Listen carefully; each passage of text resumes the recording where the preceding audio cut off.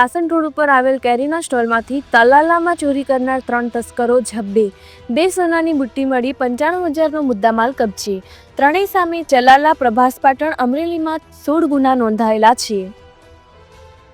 Talala Sasan road ઉપર ગત તારીખ 1/5/2025ના રોજ જગદીશભાઈ મગનભાઈ સોલંકી ઉંમર વર્ષ 45 રહેવાસ તલાલાના આવેલ કેરીના સ્ટોલમાંથી સોનાના એરિંગ તથા બુટ્ટી 2 રોકડ રકમ અને હસમુખભાઈ બાબુભાઈ પરમાર રહેવાસ રાણા કંડોરણાના સ્ટોલમાંથી 2 મોબાઈલ ફોનની અજાણ્યા શખ્સો ચોરી કરી ગયાની પોલીસમાં ફરિયાદ નોંધાઈ હતી।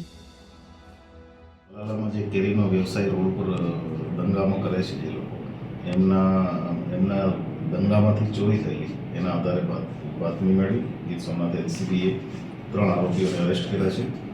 એમાં જે 3 આરોપીઓ છે એમાં એક અમિત સોલંકી છે જે ચલાલા અમરેલી ખાતેનો રહેવાસી છે, એની સાથેના બીજા સુનિલ અને વિશાલ। આ 3 આરોપીઓ ચોરીની હેબિટવાળા છે।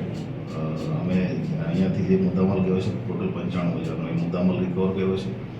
એમના વિરુદ્ધમાં બીજા 16 ગુના અમરેલીની ચલાલા પોલીસ સ્ટેશનમાં દાખલ થયેલા છે અને આગળની કાયદેસરની તપાસ અને કાર્યવાહી ચાલુ છે। ચોરીને ક્યાં અંજામ આપ્યો હતો? કેટલા દિવસ પહેલા સાસણ રોડ ઉપર બોરવાવ પાસે 4-5 દિવસ પહેલાં એમણે રાત્રે ત્યાં જઈ અને ચોરી કરેલી અને ત્યાર પછી એ અહીંયાથી અન્ય જિલ્લામાં નાસી ગયા હતા। અમે ટેકનિકલ ડિટેલ અને હ્યુમન રિસોર્સિસથી અમે અટક કર્યા છે। જાણકારી મળી છે કેટલા જિલ્લાઓમાં અથવા કેટલા શહેરોમાં ચોરીને અંજામ આપતા?